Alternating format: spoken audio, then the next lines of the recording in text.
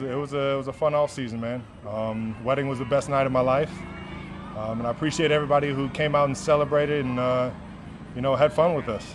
And yeah, that's about all I really got from that night. It was a crazy night. It was full of a lot of celebration, but it's football, baby. Last year, you joked about spending a year of your life in the dorms. Now it'll be a year and a month, I guess. Is there something about it that you look forward to? I mean, it's always going to be my sanctuary. I think St. Joe's got a special place in my heart. A time in you need to have these days. You need to have this time of grinding with the guys, being around them all day, every day.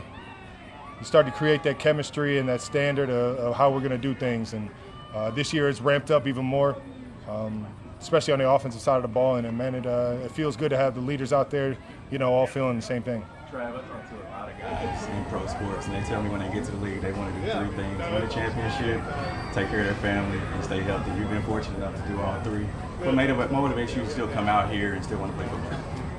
I still got a lot of love for this game. I still think I can go out and play at a high level, and I want to go out there and prove myself that I can play at a better level than I did last year.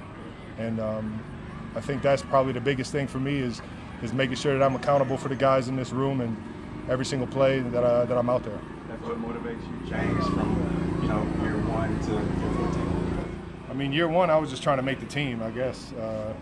So I think this year, not only making the team, but trying to figure out how I can bring guys along with me and show them how to play championship football. I think that's a big thing, and then be able to just enjoy these moments with the guys that I've built this culture with, and Coach Reed and guys like Pat and Chris Jones and George and everybody. So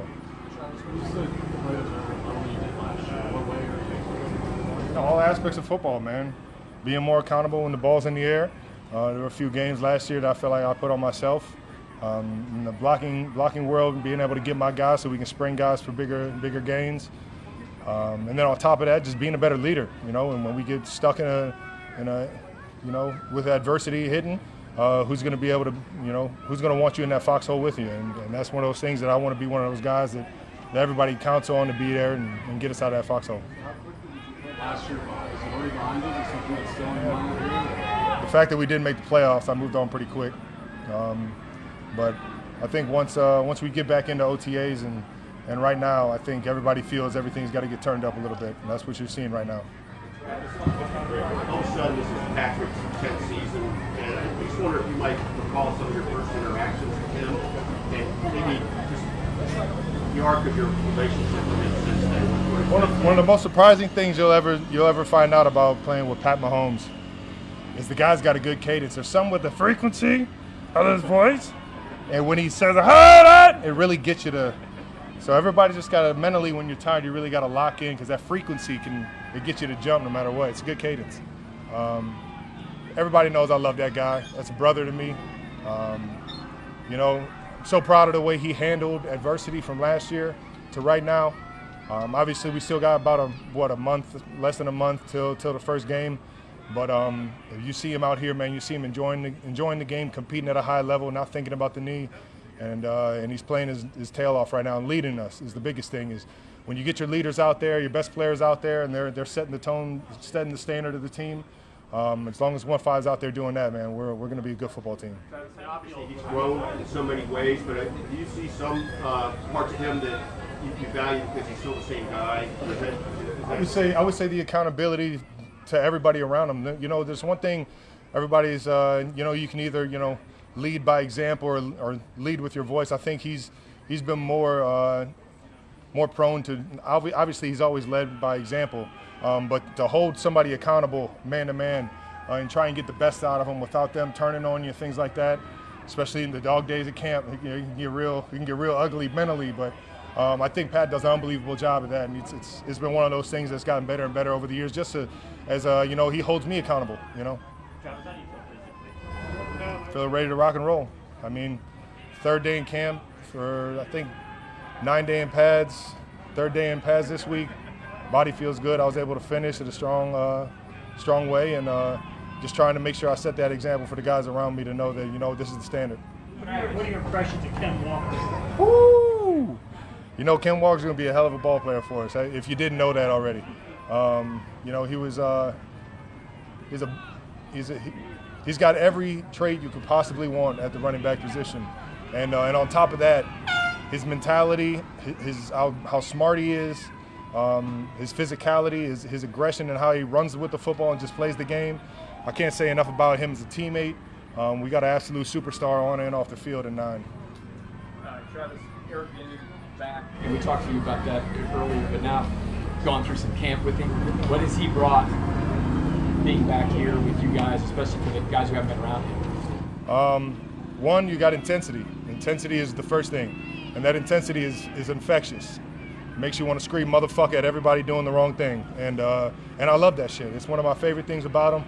I don't think there's enough of that in the world, let alone in this building, and I think EB's one of those guys where his accountability is going to piss you off, but if you treat it the right way and you act the right way or respond the right way with it, you're going to become better of it, and it's going to make the team a better team because of it. And it's one of those things that I think we really missed here in Kansas City. So that last year you talked about, it was kind of a weird year last year. Was that something that maybe wasn't there? 1,000%. And that's not to say that, you know, it was on anybody specific. I'd put my hand in the air and I say, you know, there were things that I could have done better in that regard. And it's one of those things that I'm working on. It's not just going to be Bieniemy out here holding people accountable. It's the guys that are doing it the right way, holding people accountable too. How excited are you to bring that connection back with Mahomes, considering how last season ended? Say it again? How excited are you to bring that connection back with Mahomes, considering how last season ended? I mean, we got a lot of great players on this offense, man. It's not just me. I think, you know, we got some young guys that can play in Cyrus Allen, Jay Royals. Obviously, Quan is coming back. He's looking great running down the field. And we got Xavier Worthy, who, if you see him in the offseason, we just got to give him a little healthy right now. But that he's a man on a mission right now. And I love the way he's working and his attention to detail and how he's running his routes. And just, you know, the aggression that he's running his routes in. When we get him back out here, man, we'll be a full arsenal. And I think Pat has done an unbelievable job of not only getting himself ready for here, but working with these receivers and making sure that everybody's, you know, living up to that standard of how we're going to play this year. And you can't forget Rashee Rice, man. Rashee Rice is out here working his tail off, trying to get right as well. And we love for getting out here and you know, getting through these dog days, knowing he's coming off a knee surgery. Last few guys, Nick, go ahead. Travis, for you, what did the moment mean? Because you watched sports since you were a little kid. What did the moment mean to be in that venue, Madison Square Garden, for the most important? MSG, man. You know, I always told myself I'd go for a playoff game when the Knicks were rocking. And my wife went when I was stuck in a mini camp, so I didn't get my opportunity to go then. So it's kind of cool to be able to, you know, live out my childhood dream of being in that venue and, you know, the mecca of all sports venues, being able to get married in there. I can't thank, you know, the owners of MSG for allowing us to get the opportunity to do that, knowing that we wanted a private event and everything, so it was perfect. And the AC was cooking, baby. That was the best part. These past few years with the podcast with your brother, I guess, what does it mean that you're going to have these memories with him and kind of discussing, you know, what could be the latter years of your career, recorded and sharing those with people? Man, it's a blessing in disguise, man. I had no idea it would get to this point, that is new heights, and then how big it's gotten. I'm so fortunate that, you know, my brother was, you know, on board with being able to do this, because it's not only, you know, giving us another avenue of way of life, but and a broader audience and things that we want to do off the field, but, you know, it's brought us closer and given us a certain amount of time throughout the week that you just get to sit down and shoot the shit with your bro. So it's memories I'll never forget. Every single time we jump on, we're laughing for 4 hours. It's only supposed to be a 2-hour recording. We're laughing for another 2.5. So, you know, it's a beautiful thing. Obviously, the first year we did it, we went to the Super Bowl, played each other in the Super Bowl, and that will be the most magical year, knowing that, you know, we got to put our family on display in a way that we hadn't before. But to be able to keep doing this and get the guests that we're doing, we're just so thankful, and we want to be able to tell everybody's story as well as ours. Last one, Sam. Travis, St. Louis or Sanctuary, I just wondered that just being up here prompts you to reflect on other times you've been up here and what you've seen. I I'll tell you what, I like to play the old man and just tell everybody how good we got it when they like to complain about the cat food and driving all the way up here and what the conditioning test used to be to what it is now, and how many plays a long drive drill was back then and now what it is now. And not that Andy's getting soft on us, but just a different day and age, man. But it's fun to reflect in those kind of ways, just to shoot the shit and kind of poke fun at the young guys for complaining about how things are and how hard it is to be an NFL football player, and the beauty of it all. So like I said, this place has a special place in my heart. A lot of it is due to the fans coming up here and showing love every single day. It doesn't go unnoticed. A lot of times that gets you through the dog days and the tough days, and it's definitely some place that I'll always remember when I think about football. Thanks, Trev. Have a good one, guys. I guess, what was the process of improving in that area? Making that an emphasis and then figuring out the technique cues that helped me do that. Funny enough, I had like a really important thought pregame of the Eagles last year. It's kind of weird to like implement it after figuring it out kind of that short term, but that thought kind of helped me throughout the whole year and the offseason as well. I've seen you do a lot of bench I know that was a big thing rookie year, just your improvement in that area the last couple of years. Yeah, no, that's a big emphasis, and I've never been more excited for those punts in my career. I used to, especially in college, I hated them because I just wanted to hit the ball far.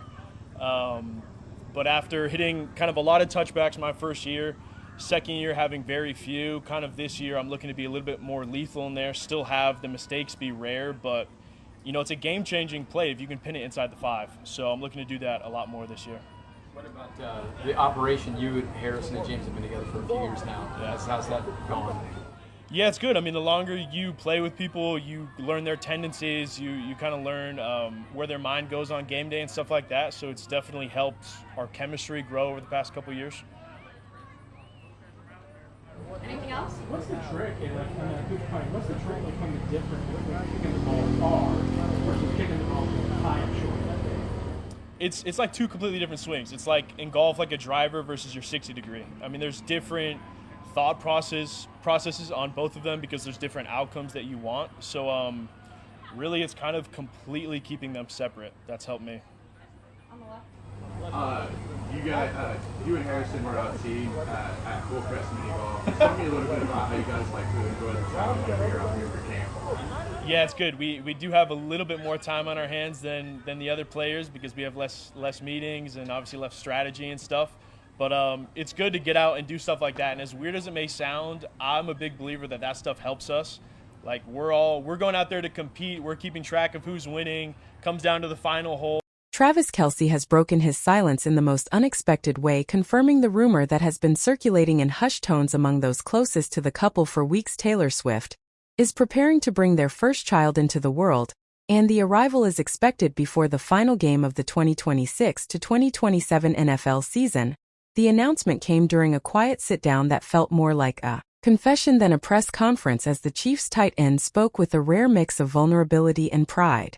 Describing the moment he learned he would become a father as the single most powerful play of his life, more significant than any touchdown catch or Super Bowl parade, he painted a vivid picture of the night the news arrived, the soft lighting of their shared home, the way Swift looked at him with that same intensity she brings to every stadium stage, and how the two of them simply held each other in stunned, joyful silence for what felt like hours. Kelce admitted that the timing has forced them to rethink everything from travel schedules to the way they move through public spaces, yet he insisted the decision to share this chapter now stems from a desire to own their story before speculation can twist it into something colder.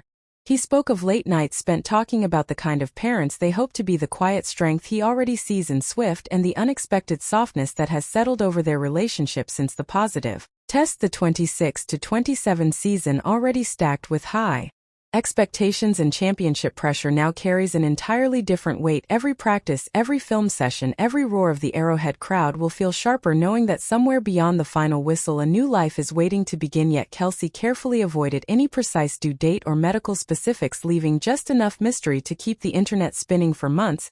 He dropped small details that only deepened the intrigue, mentions of Swift already adjusting her songwriting Processed to include softer acoustic sessions, references to a nursery that somehow manages to blend Kansas City red with the ethereal aesthetic of her tours, and quiet laughter over baby name lists that somehow mix football terminology with the poetic flair that has defined her career. What makes the entire conversation so magnetic is the way Kelce frames the news not as a complication but as the ultimate fuel, a reason to dig deeper on the field while fiercely protecting the private world. The two of them have built together. He described the protective instinct that has already taken root, the way he finds himself scanning rooms differently and thinking about legacies that stretch far beyond the gridiron. Just when the listener leans in expecting the full blueprint of their future, he leans back with that familiar grin and says the most beautiful parts are still unfolding in real time, the ones that will only make sense once the child is here. And the stadium lights have dimmed, leaving every fan, every critic, every casual observer desperate for the next glimpse into a love story that continues to rewrite the rules of fame, family, and forever in ways no one saw coming.